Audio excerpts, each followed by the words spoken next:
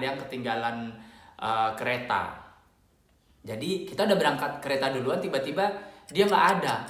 Si ini mana? Kak Monik mana? Astaga, sampai akhirnya oh my god. Itu minta ampun perjuangannya.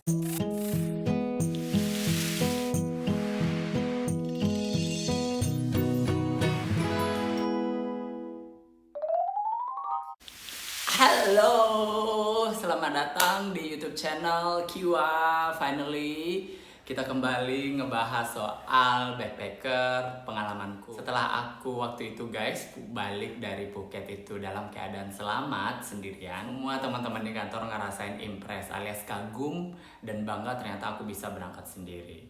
Padahal ya kalau dijalanin ya kayak gitu aja sih rasanya, ya penuh tantangan. Semua didesain sendiri. Jadi apa yang kamu pikirkan, apa yang kamu putuskan, ya kamu yang akan ngerasainnya. Setelah aku berhasil berangkat sendiri, and then teman-teman berniat untuk pengen ajak aku supaya aku ngelit mereka, aku menjadi tour guide-nya mereka. Bayangin aku menjadi tour guide untuk teman-teman yang pengen pergi backpackeran. Karena aku ceritain pengalamannya di Phuket itu menyenangkan, berangkatnya menyenangkan, jadi mereka terinspirasi mau join juga. Vicky ayo dong kita pergi bareng juga, tapi satu rombongan. What? Gue berpikir, aduh, gue juga baru pertama kali berangkat ke luar negeri sendiri. Berdua, bertiga itu biasa, tapi ini rame. Rombongannya ada 8 orang. 8 orang itu yang berangkat barengan. Dan juga ada teman yang lain juga yang ikutan. Teman dari teman itu mereka dari Batam lanjut ke Johor Bahru dan langsung ke Kuala Lumpur. Kaliku perjalanan kalau berangkat rombongan itu ternyata nggak gampang. Jadi plus and minusnya aku akan share di video ini guys. Oke? Untuk misalnya pertama kali kita berangkat barengan itu karena 400.000 itu PP dari Padang Kuala Lumpur. Tanggal 18 ke 20 April. Aku tuh awalnya pergi cuma 5 orang. Setelah aku nge-share informasi dapat tiket promo 400.000 PP, nimbrunglah orang selanjutnya. Ada 3 orang lagi yang mau berangkat. Yang ku kenal tuh cuma hanya HR ku, sama front desk teman kerja Nova, terus sama accounting Monica. Dan selain itu ada teman pertama kali traveling Ana, backpacker juga ikutan. Ana, Kak Monik sama satu lagi temennya berangkatnya nggak sama. Kalau kita berangkat jam 8 pagi, dia berangkat jam 2 siang dari Padang ke Kuala Lumpurnya. Ya namanya juga tiket promo, berarti limit untuk tiketnya itu udah habis di jam tersebut. Jadi adanya di jam setelahnya kalau mau harga yang sama. Total ada 10 orang.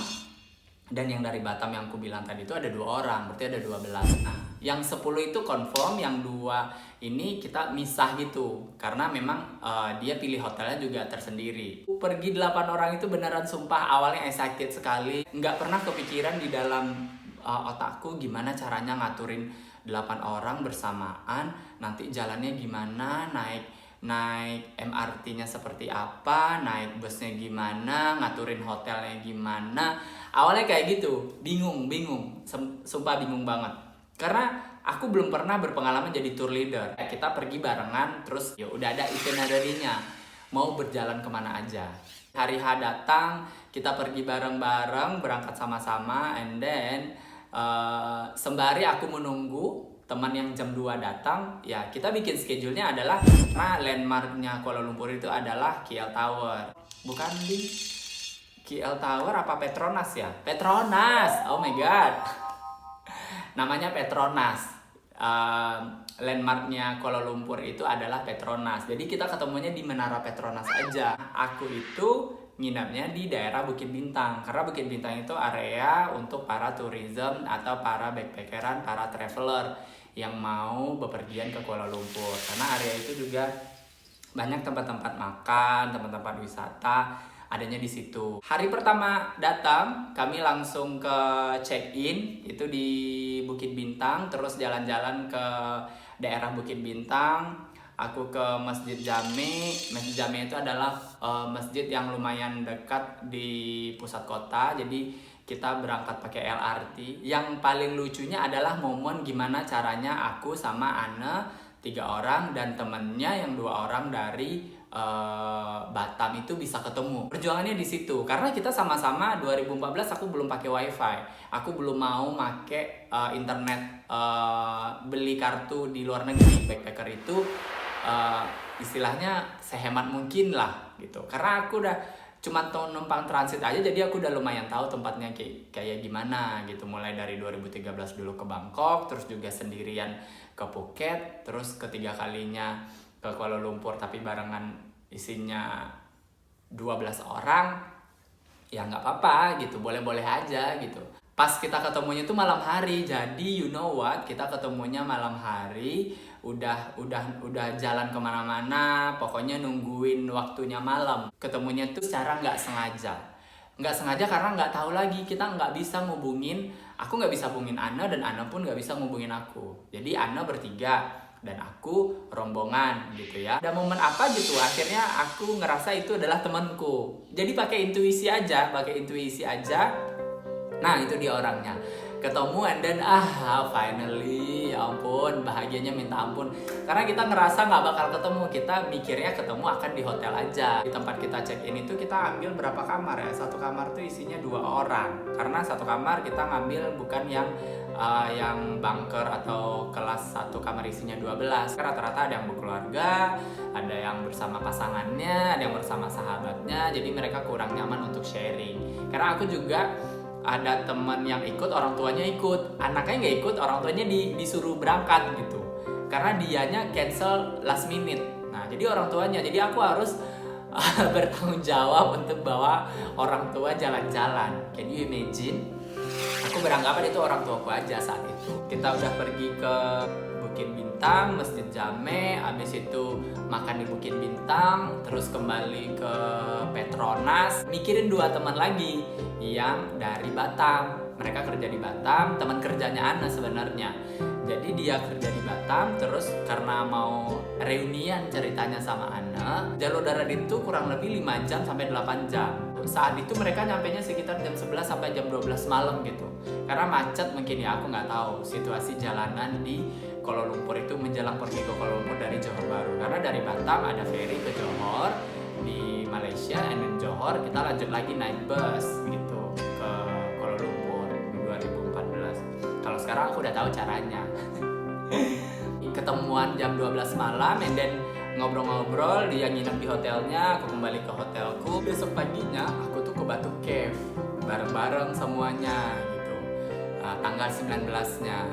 Dan kita pergi ke Batu Cave, naik LRT, dan you know yang paling bikin kaget itu adalah pas hampir ketinggalan kereta dong. Karena aku tuh bayangin isinya 12 orang dibawa, dan itu kita masing-masing tiket sendiri, MRT sendiri, semuanya sendiri.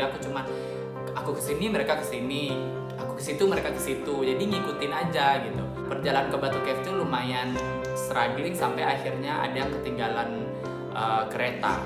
Kita udah berangkat kereta duluan, tiba-tiba dia nggak ada. Si ini mana? Kak Monik mana? Astaga, sampai akhirnya oh my god.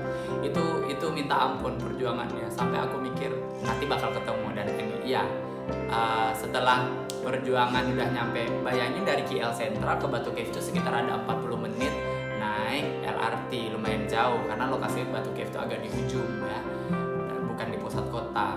40 menit naik kereta, dan udah nyampe sana akhirnya ketemu juga, tapi agak finally kita ketemu gitu judulnya. Dan nyampe situ foto-foto, cuman masalahnya aku waktu itu nggak naik ke atas puncak Batu Cave itu. Jadi ada tangga, tapi aku nggak ngitung itu ada berapa tangganya. Jadi aku nggak pergi naik ke atas karena mikirnya, bayangin aja 12 orang harus naik ke atas.